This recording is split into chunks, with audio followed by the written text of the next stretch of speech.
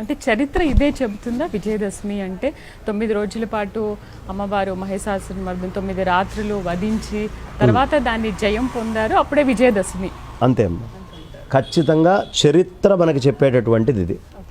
ఇప్పుడు విజయదశమి అనే దాన్ని ఇంకొక కోణంలో మనం ఆవిష్కరించుకుందాం అమ్మ.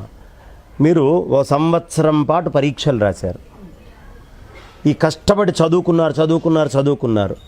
ఒక్క 5 గంటలో 6 గంటలో మీరు ఒక పరీక్ష రాస్తారు. పరీక్ష రాసిన తర్వాత ఒక రిజల్ట్ వస్తుంది. ఆ రిజల్ట్కి మీరు చాలా ఆనందపడతారు, నేను పాస్ అయ్యాను, నేను సక్రమంగా అయింది, అది ఇది అంటే.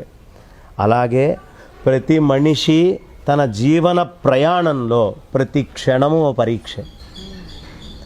ఈ పరీక్షలు అనేటటువంటివి జీవితంలో ఖచ్చితంగా ఉండి తీరతాయి.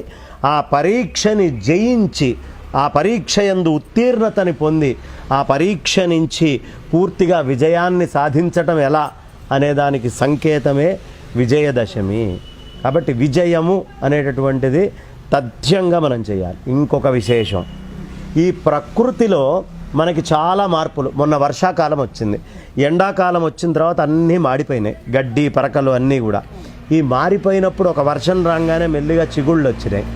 ఈ చిగుళ్ళు వచ్చినటువంటివి శరదృతువు వచ్చేటప్పటికి, ఈ శరన్నవరాత్రులు వచ్చేటప్పటికి బాగా నీళ్లు పడ్డాయి కదా, అంత బురదలుగా ఎక్కడ చూసినా నీళ్ళన్నీ బురదలుగా ఉన్నాయి కదా.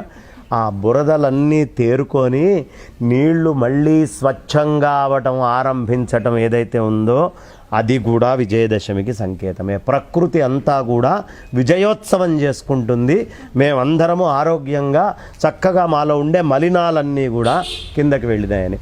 ప్రతి మనిషిలో మలినాలు ఉంటాయి.